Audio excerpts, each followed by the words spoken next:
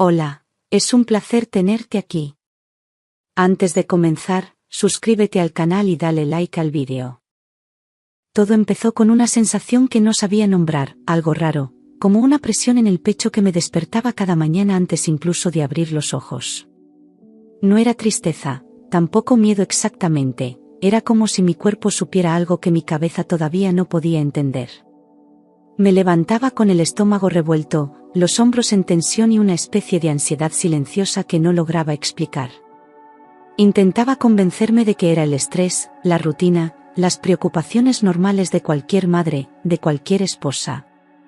Pero en el fondo, había algo que no encajaba, una voz dentro de mí que decía que algo no iba bien. Y cuanto más lo ignoraba, más fuerte se hacía, como una alarma muda que empezaba a sonar dentro de mi piel. Siempre era a la misma hora. Justo cuando empezaba a clarear, oía el chirrido leve de la puerta del pasillo y luego esos pasos firmes, casi silenciosos, que se detenían frente a la habitación de mi nuera. Yo no me movía, fingía seguir dormida, pero cada vez que ocurría, sentía como se me aceleraba el corazón. Me preguntaba qué necesidad tenía de ir tan temprano, que podía justificar aquella costumbre. Pero él nunca daba explicaciones, y yo, tampoco me atrevía a preguntar. Cuando volvía, se metía en la cama como si nada, con esa calma estudiada que siempre me desconcertaba. Si yo fingía despertar y le preguntaba, me respondía lo de siempre, que había ido a ver si nuestro hijo seguía durmiendo bien, que con su enfermedad había que estar pendiente. Me lo decía sin mirarme, casi con desgana, como si fuera absurdo siquiera dudar. Y aunque las palabras eran correctas, algo en su tono, en su manera de esquivarme, me dejaba inquieta. Como si supiera que no me convencía. No era solo lo que decía, era cómo lo hacía. Había dejado de mirarme directamente a los ojos, como si temiera que pudiera ver algo que él no quería mostrar. A veces, al volver del cuarto de mi nuera, se dirigía al baño o se ponía a hacer café sin decir palabra, con una normalidad forzada. Yo me quedaba en la cama, observando cada movimiento, cada gesto. Empezaba a sentir que la distancia entre nosotros no era casual. A partir de ahí, empecé a fijarme más. No era solo esa hora al amanecer, era como la nombraba, como hablaba de ella en la mesa, con un tono distinto, como si le tuviera un afecto que no correspondía. Cada gesto, cada palabra suya empezó a parecerme calculada, medida al milímetro. Como si llevara tiempo ensayando su papel y yo, sin saberlo, estuviera en medio de una obra que no había elegido ver. Y lo peor era sentirme cada día más sola dentro de esa sospecha. Un día, al volver de la compra, una vecina se me acercó para contarme algo, sin malas intenciones. Me dijo que había visto a mi marido y a mi nuera hablando muy cerca en el jardín, que a ella le parecía un poco extraño, que no era forma de comportarse. Me lo soltó con ese tono fingidamente inocente que usan para sembrar el caos. Me reí por fuera, como si no le diera importancia, pero por dentro fue como si me clavaran una aguja. Aquello me atravesó el alma. Desde entonces no volví a dormir como antes. Me acostaba con la mente encendida, pendiente de cada sonido, cada crujido de la madera, cada clic de una puerta que se abría. Las madrugadas se volvieron eternas, una tortura silenciosa donde lo único que hacía era imaginar, dudar, pensar sin descanso. Me levantaba a veces, descalza, caminando en la oscuridad como un fantasma, intentando no hacer ruido. Pero nada calmaba esa ansiedad creciente que me estaba devorando por dentro. Una mañana, después de una noche especialmente larga, me senté en la cocina con el café frío entre las manos y supe que ya no podía seguir así. No podía seguir viviendo con la duda. Fui a una tienda de electrónica del centro y compré una cámara pequeña, de esas que se esconden en cualquier rincón. Volví a casa temblando, con la sensación de estar cruzando una línea peligrosa. Pero algo dentro de mí me decía que tenía que hacerlo, que era la única manera de saber la verdad. Esa noche, instalé la cámara en un estante alto del pasillo, apuntando directamente a la puerta de la habitación de mi nuera.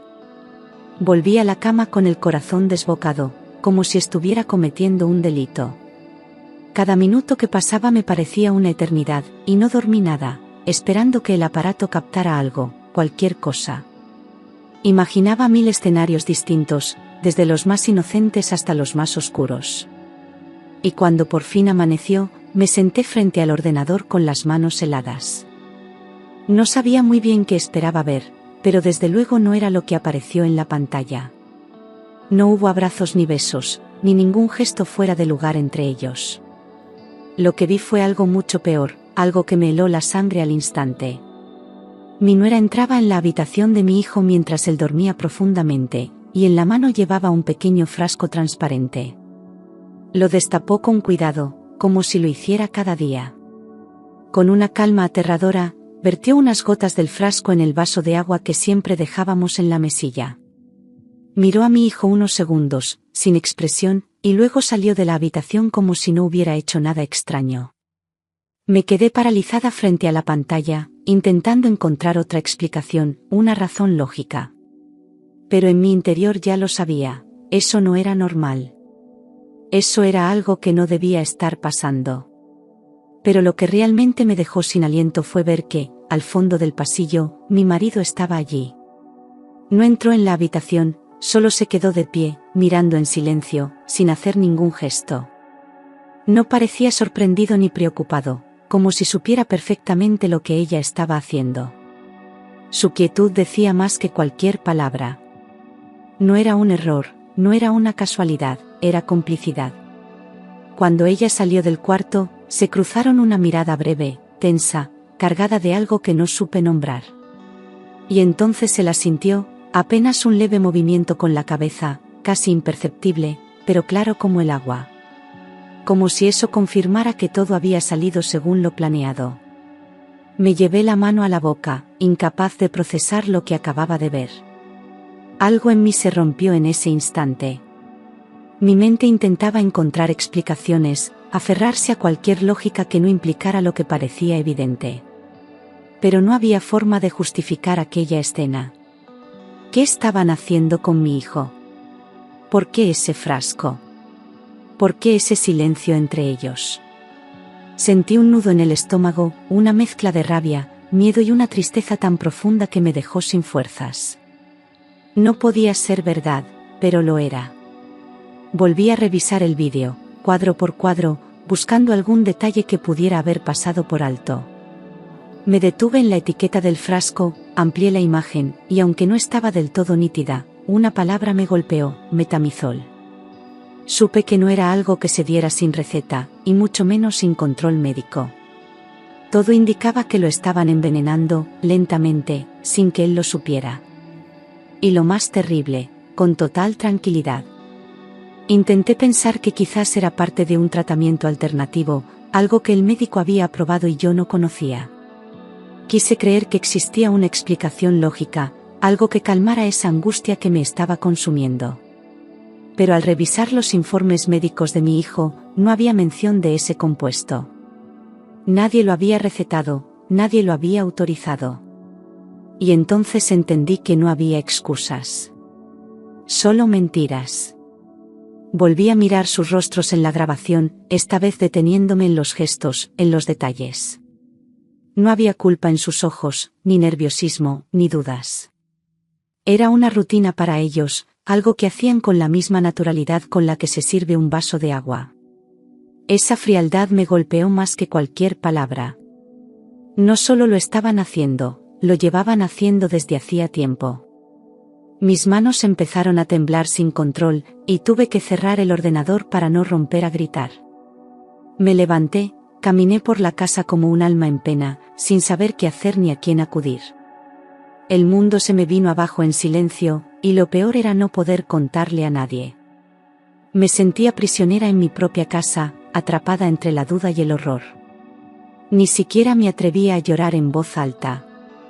Esa noche no dormí ni un segundo. Me quedé sentada en la cama, abrazando la almohada, mirando la puerta cerrada con un miedo que no había sentido en toda mi vida. Pensaba en mi hijo, en su cuerpo debilitado, en su confianza ciega en quienes más deberían cuidarle. Y pensaba en ellos, en esos dos, fingiendo, mintiendo, actuando delante de todos. Me dolía el pecho solo de imaginar lo que podría pasar si no hacía nada. Al amanecer, sin haber pegado ojo, supe que no podía quedarme de brazos cruzados. Necesitaba más pruebas, necesitaba saber hasta dónde llegaba todo esto. Fui directa al ordenador, con las manos aún frías, y empecé a revisar la grabación de nuevo, esta vez con más atención. Sabía que algo más tenía que haber. Algo que me dijera la verdad completa, sin dejar dudas. Avancé y retrocedí el vídeo 1000 veces, concentrada en cada segundo, en cada sombra, en cada gesto. Y entonces lo vi, un momento que no había notado antes, un punto exacto en el que la cámara captó algo distinto. Me detuve, agrandé la imagen, subí el volumen. El pasillo estaba vacío, pero la puerta del cuarto de mi nuera estaba entreabierta, y desde dentro se oían voces en susurros. Una conversación que lo cambiaría todo. Me acerqué al sonido con los auriculares puestos, conteniendo la respiración. Oí primero una risa baja, luego una frase apenas audible: nadie sospecha nada. En ese instante, mi marido apareció en la imagen entrando al cuarto de mi nuera. Se detuvieron uno frente al otro, en silencio, y después, sin titubeos, se besaron. Un beso lento, íntimo, que rompía todas las reglas. No sé cómo describir lo que sentí. No era solo el asco de ver a mi marido besando a otra, era el horror de que esa otra fuera la mujer de mi hijo. No era una infidelidad cualquiera, era una traición que cruzaba todas las líneas, una puñalada directa al corazón de nuestra familia. Lloré en silencio, con los dientes apretados y el alma hecha pedazos. Ya no eran solo sospechas. Era real. Cerré el portátil de golpe, como si eso pudiera borrar lo que acababa de ver. Me levanté, recorrí el pasillo sin rumbo, sintiendo como la rabia y el dolor me quemaban por dentro. Tenía la piel helada, el corazón acelerado y la mente nublada por 1000 pensamientos. Todo lo que creía saber sobre mi vida se había desmoronado en cuestión de minutos. Estaba temblando, por dentro y por fuera. Por primera vez, sentí odio. Un odio profundo, oscuro, que no me reconocía capaz de albergar. Me repugnaba imaginar sus manos tocándola, sus ojos mirándola como antes me miraban a mí. Me daban náuseas las escenas que mi mente recreaba sin querer. Ya no se trataba solo de salvar a mi hijo, se trataba de enfrentar a dos personas que me habían destruido desde dentro. Y no iba a quedarme quieta. Me obligué a aceptar lo que no quería admitir: mi marido y mi nuera eran amantes. No era una aventura fugaz ni un error puntual. Era algo que llevaba tiempo creciendo, escondido en las sombras de nuestra casa. Una relación construida sobre la mentira, la traición y el desprecio por todo lo que yo había protegido. Era una verdad tan dolorosa que casi no podía sostenerla. Y si estaban juntos, entonces todo cobraba otro sentido. Mi hijo no era solo una víctima colateral, era un obstáculo para ellos. El veneno, las visitas a escondidas, los susurros de madrugada, nada era casual. Estaban planeando deshacerse de él para poder estar libres, como habían dicho. Me dolía el alma solo de pensarlo, pero sabía que tenía que seguir mirando, seguir descubriendo más. Recordé los síntomas de mi hijo, la fatiga, las náuseas, la debilidad constante, y de repente todo encajó. Durante semanas creí que era la enfermedad avanzando, pero no. Ellos estaban detrás de todo. La preocupación fingida de ella, las recomendaciones absurdas de mi marido, cada gesto había sido parte del mismo engaño. Me sentí una estúpida por no haberlo visto antes. Vivía bajo el mismo techo que dos monstruos, y lo peor era que se comportaban como si nada. Comíamos juntos, compartíamos silencios, celebrábamos cumpleaños, mientras por detrás, tramaban cómo matar a mi hijo. Cada rincón de la casa me parecía contaminado. Ya no era un hogar. Era una trampa disfrazada de familia, y yo estaba atrapada en ella. Empecé a mirar todo con otros ojos, las risas en la cocina, los desayunos de domingo, las cenas en familia. Todo era falso. Cada sonrisa suya escondía una mentira, cada gesto cariñoso estaba calculado. Me daban asco sus palabras dulces, sus abrazos vacíos, su teatro constante. Ya no podía fiarme de nada, ni de ellos ni de mí misma. Me sentía sucia solo de haber compartido espacio con ellos. Ella, tan amable, tan servicial, tan pendiente de todo, ahora me parecía una actriz perfecta. Me hablaba con ternura, me pedía consejos, cuidaba de mi hijo como si lo amara de verdad. Pero detrás de esa cara dulce se escondía una asesina lenta, silenciosa, que vertía veneno mientras sonreía. Pensar que alguna vez la quise como a una hija me revolvía el estómago. Me había engañado a la perfección. Él seguía actuando como siempre, como si nada ocurriera. Me daba un beso en la frente por las mañanas, me preguntaba si necesitaba algo, incluso me ayudaba en la cocina. Pero ahora, cada gesto suyo me resultaba repulsivo, falso, ensayado. Detrás de su aparente calma se escondía un deseo oscuro, una ambición retorcida. Fingía ser padre y esposo, pero ya no era ni una cosa ni la otra. Empecé a notar cómo lo observaban todo, las rutinas médicas de mi hijo, sus horarios, los efectos de cada comida. Calculaban con precisión cada dosis, cada avance del veneno. Estaban esperando el momento justo, ni antes ni después. No querían levantar sospechas. Querían que su muerte pareciera inevitable, natural, como si fuera solo la enfermedad avanzando. Y entonces lo entendí. Después de él, iría yo. Lo vi claro en una conversación grabada al fondo del pasillo, donde mi marido le decía a ella: cuando todo esto termine, seremos libres. Esa libertad solo era posible si nadie quedaba en medio. Yo era la siguiente pieza que estorbaba en su nueva vida. Y si no hacía algo, acabarían conmigo también. En otro fragmento del vídeo, mucho más nítido, los oí hablar en voz baja, creyéndose seguros. Esta casa será nuestra, no quedará nada que nos ate, dijo ella. Lo haremos poco a poco, sin errores, respondió él. Esas frases se me clavaron como cuchillos. Ya no eran suposiciones. Estaban planeando todo con una frialdad que me heló la sangre. Apagué la pantalla y me quedé inmóvil, con los ojos fijos en el reflejo oscuro del monitor apagado. No podía moverme, ni hablar, ni siquiera llorar. Sentía la piel helada, la garganta cerrada, como si el aire hubiera desaparecido. Por un momento, pensé que me desmayaría. Me estaban matando en vida, y aún no lo sabían. Esa noche, por primera vez, ya no sentí solo miedo, sentí urgencia.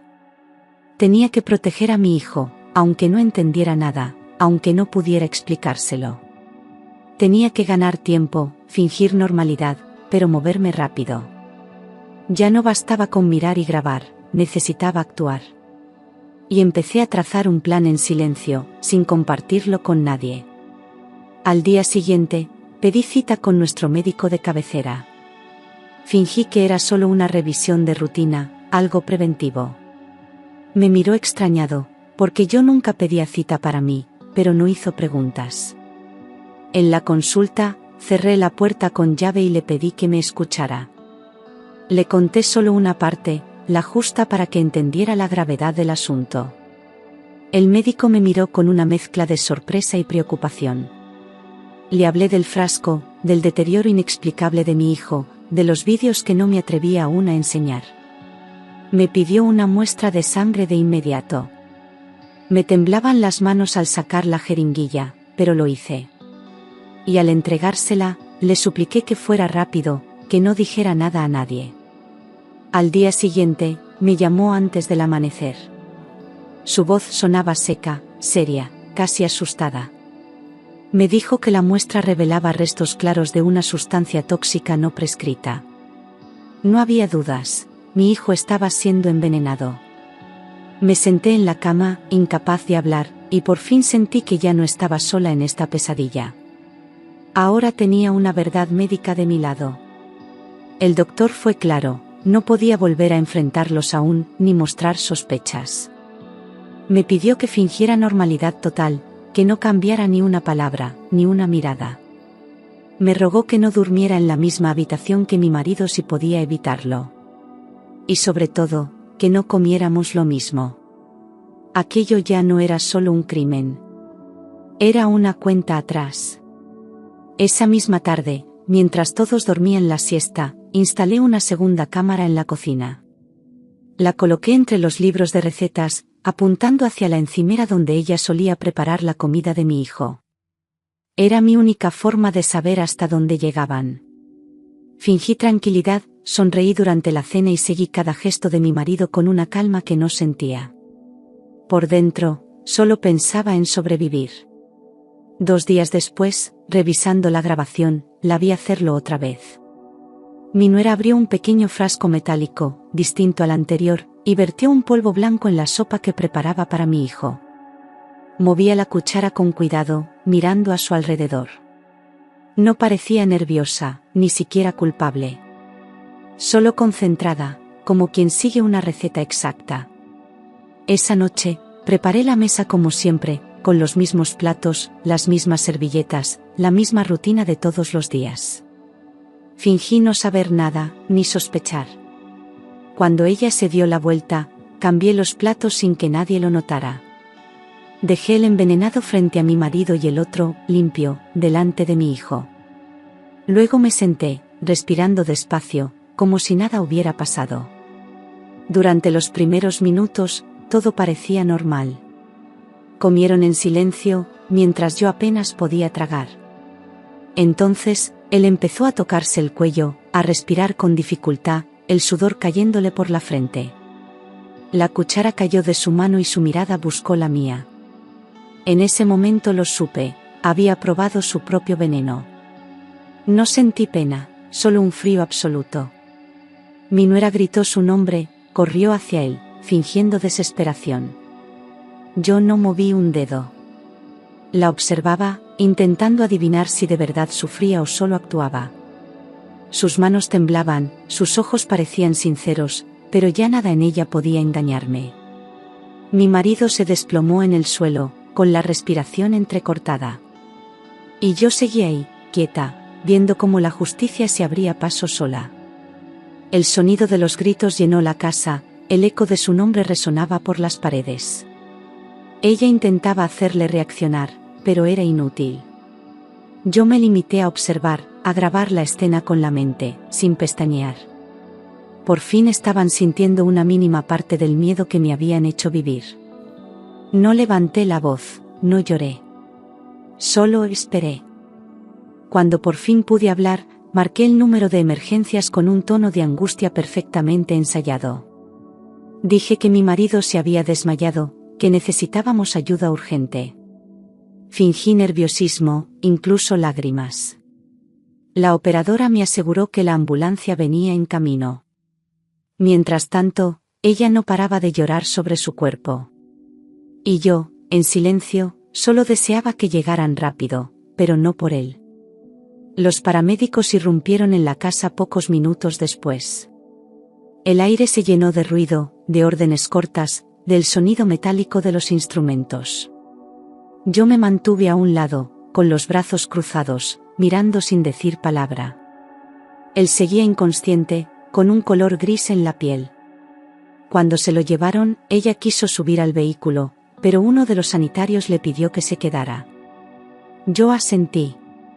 Era mejor así. Horas después, en el hospital, el médico salió con el rostro serio. Me miró directamente a los ojos y lo confirmó: envenenamiento. No dijo más. Mi nuera fingió sorpresa, incluso horror. Intentó abrazarme, pero la rechacé sin disimulo. Aquello ya no era una sospecha, ni una corazonada. Era un crimen, y las pruebas empezaban a estar de mi lado.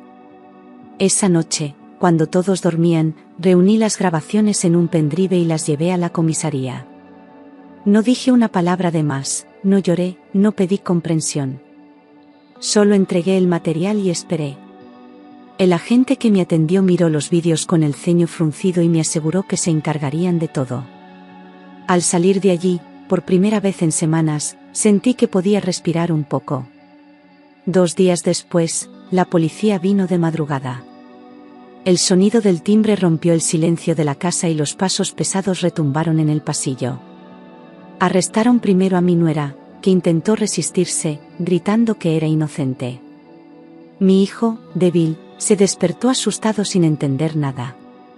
Yo me quedé quieta, viendo cómo se la llevaban, sin pronunciar una sola palabra. Desde el coche patrulla, su voz aún resonaba, fue idea de él, yo solo le obedecía. Gritaba su versión de los hechos mientras los agentes la metían en el asiento trasero. Esa frase, repetida una y otra vez, me atravesó el pecho como una lanza. ¿Y si decía la verdad? No podía permitirme dudar, pero su desesperación sonaba demasiado real. Quizás la maldad había nacido de ambos. Cuando la policía interrogó a mi marido, su reacción fue tan fría que me estremeció. Intentó culparla a ella, fingiendo sorpresa, fingiendo ser una víctima más. Dijo que ella lo había manipulado, que no sabía nada del veneno. Pero yo conocía bien esa voz, ese tono calculado que usaba cuando mentía. Ni siquiera en ese momento fue capaz de mirarme a la cara. Las grabaciones lo dejaron todo claro. Se les veía juntos, planeando, besándose, decidiendo dosis, horarios, cada detalle. Las palabras hablaban por sí solas, sin necesidad de interpretaciones. La policía no tuvo dudas, ambos estaban implicados. Aquello que empezó como una sospecha se había convertido en una verdad irrefutable. El amor se había transformado en un arma mortal. Cuando lo vi esposado, el corazón me golpeó con una fuerza insoportable. No era solo dolor, era rabia, impotencia, humillación. Él evitó mirarme, bajó la cabeza, incapaz de sostener mi mirada. No dije nada, porque ya no quedaban palabras. Todo lo que habíamos sido se desmoronaba frente a mí, y lo único que quedaba era el silencio. En comisaría, conté cada detalle de lo vivido. Cómo empezó todo, las sospechas, las cámaras, los vídeos, las noches sin dormir.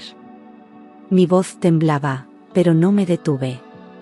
Sentía que, al hablar, me iba liberando poco a poco del peso que me había aplastado durante semanas. Era mi forma de sobrevivir, de recuperar mi vida después de tanto horror. El día del juicio, la sala estaba llena. Vecinos, periodistas, curiosos, todos querían ver a los protagonistas del escándalo. Mi hijo, aún débil, estaba a mi lado, sosteniéndome la mano. Cuando ellos entraron escoltados, el murmullo fue inmediato. Nadie podía creer tanta maldad, tanta crueldad disfrazada de normalidad. Era como ver dos desconocidos que alguna vez fueron familia. Durante todo el juicio, ella evitó mirarme. Mantenía la cabeza gacha, los ojos hundidos, como si supiera que no había vuelta atrás. Él, en cambio, levantaba la vista de vez en cuando, buscando mi rostro, esperando quizás compasión. Pero ya no quedaba nada que salvar. Solo el eco de lo que alguna vez fuimos y el vacío que dejaron sus mentiras. El juez fue contundente, ella fue condenada por tentativa de homicidio, y él, por encubrimiento y cooperación necesaria. Cuando escuché el veredicto, sentí que el aire volvía a mis pulmones. No era alegría, era alivio, una especie de justicia amarga. No se puede ganar cuando lo que se pierde es el alma. Pero al menos, ya no podrían hacerle daño a nadie más.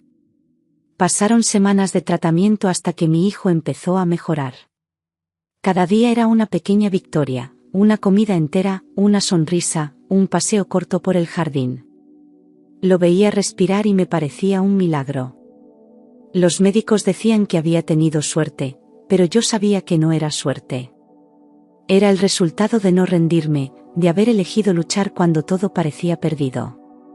A veces lo observo mientras duerme, tan tranquilo, y me cuesta creer que estuvo tan cerca de la muerte. Me acerco despacio, le acaricio la frente y agradezco en silencio que siga aquí, respirando. Pero dentro de mí, hay un hueco que no se llena. Un silencio amargo que se cuela entre los días, que me recuerda todo lo que pudo haber pasado. No se va. Solo se esconde. Sé que sobrevivimos, pero no salimos ilesos. Mi alma quedó rota, hecha pedazos que intento recomponer con cada gesto cotidiano. Nadie puede imaginar lo que significa vivir sabiendo que quienes amabas querían verte desaparecer. A veces sonrío en la calle, pero por dentro sigo sangrando. Y no hay cárcel que repare el daño que dejaron. Si algo aprendí, es que el mal no siempre lleva rostro de desconocido. A veces duerme a tu lado, comparte tu mesa, te llama por tu nombre. La traición duele más cuando viene de los tuyos, cuando atraviesa la confianza que diste sin condiciones. Ya no confío fácilmente. Pero tampoco me culpo por haber amado. No es el amor el error. Es quien lo traiciona. Cada mañana, cuando escucho una puerta abrirse, siento ese segundo de miedo antiguo, como un reflejo que aún no se ha apagado. Pero luego respiro hondo, miro a mi hijo y sé que hice lo que tenía que hacer. Vivimos. Eso es lo único que importa ahora. No hay ruido más fuerte que el silencio de la verdad. Y yo, por fin, aprendí a escucharlo. Con el tiempo, aprendí a convivir con la cicatriz. No busco borrar lo que pasó, ni pretendo entenderlo del todo. Pero ya no cargo con culpa, ni me dejo arrastrar por la rabia. He elegido seguir adelante, aunque algunas noches aún me despierten recuerdos. Porque sobrevivir no es olvidar, es recordar sin romperse. La casa ya no es la misma, pero sigue en pie. Hay plantas nuevas, cortinas distintas, pero el silencio tiene otro color. Mi hijo vuelve a sonreír, y eso basta. No quiero venganza, ni justicia eterna. Solo paz. Esa que llega lentamente, sin hacer ruido, después de haber sobrevivido al infierno. No sé si algún día podré amar otra vez con la misma inocencia. Pero tampoco quiero vivir con miedo. He descubierto una fuerza que nunca imaginé tener. Y si algo me salva cada día, es saber que fui capaz de ver la verdad a tiempo. No por mí, sino por él. Mi hijo. Lo único que siempre fue real. Las personas me preguntan cómo logré soportarlo. No hay una respuesta fácil. Lo hice porque no tenía opción. Porque hay dolores que no permiten pausa, ni tregua. Lo hice con las manos temblando, el alma herida y la verdad delante. Y lo volvería a hacer si eso significara salvarle otra vez. Nunca busqué ser heroína. Solo fui una madre mirando más allá del miedo. Me equivoqué al confiar, sí, pero no al amar. Elegí proteger incluso cuando todo en mí pedía rendirse. Hoy, cada decisión, cada paso, me recuerda que no fui débil. Fui valiente. Incluso cuando temblaba. Ahora duermo con la puerta entreabierta, no por temor, sino para oír mejor cuando él me llama. Porque aunque la vida nos rompió, también nos enseñó a empezar de nuevo. Y en ese nuevo comienzo, no hay espacio para ellos. Solo para nosotros. Los que seguimos.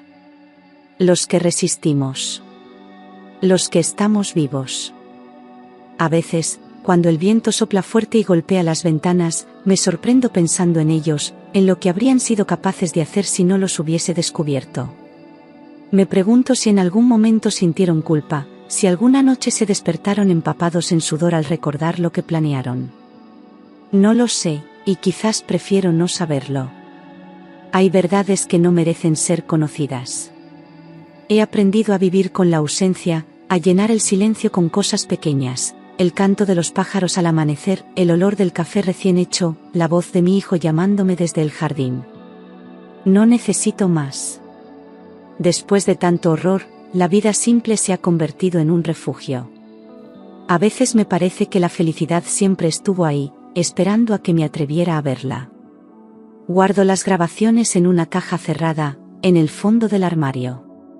No las he vuelto a mirar, ni pienso hacerlo. Son la prueba de que sobrevivimos, pero también el recuerdo del miedo más profundo que he sentido jamás. Quizás algún día las destruya. No porque quiera olvidar, sino porque ya no las necesito para creerme lo que viví. De vez en cuando, los vecinos me preguntan si sigo en contacto con él, si le escribo en prisión. Siempre contesto lo mismo, no. No hay nada que decirle. Ya le hablé una vez, sin palabras, cuando dejé de mirarle. Ese silencio fue mi despedida, y no hay cárcel que pese más que la conciencia de quien traicionó a los suyos. Mi hijo ha vuelto a trabajar poco a poco, con prudencia, sin mirar atrás. A veces le noto una tristeza que intenta disimular, pero también una fuerza nueva en la mirada. Hemos aprendido a entendernos sin hablar demasiado. Ambos sabemos que no necesitamos olvidar para seguir adelante. Solo basta con no dejar que el pasado nos gobierne. Algunas noches sueño con la casa como era antes, llena de risas, de conversaciones y de una paz que creía eterna. Pero siempre despierto antes del amanecer, cuando la luz empieza a filtrarse, y vuelvo a sentir esa calma que me dice que ya pasó. Que lo peor quedó atrás. Y aunque el recuerdo aún duele, ya no me paraliza. La justicia se cumplió, pero no trajo consuelo. El consuelo llegó después, en los días normales, en la rutina reconstruida, en la simple certeza de seguir viva. Nadie me lo explicó, lo descubrí sola. La paz no llega con los juicios ni con las condenas. Llega cuando dejas de buscar culpables y te permites respirar sin miedo. Hay algo en mí que cambió para siempre. Ya no confío tan fácilmente, pero tampoco temo tanto como antes. La traición me enseñó el valor de la intuición, ese susurro interno que tantas veces ignoré. Ahora la escucho, la respeto. No es paranoia. Es instinto. Y gracias a él, sigo aquí. A veces pienso que la vida me puso a prueba de la forma más cruel posible. Pero si miro atrás, sé que resistí. No me convertí en víctima, ni en verdugo. Me quedé en pie. Con heridas, sí, pero también con una claridad que antes no tenía. Comprendí que la verdad, por dolorosa que sea, siempre es mejor que la mentira más dulce. Hoy, mientras cierro las ventanas y apago las luces, miro a mi hijo y sonrío. Hemos sobrevivido al infierno, y eso ya es suficiente. No necesitamos olvidar ni perdonar para vivir en paz. Solo basta con recordar quiénes somos, y todo lo que fuimos capaces de soportar. Y en ese recuerdo, encuentro mi libertad.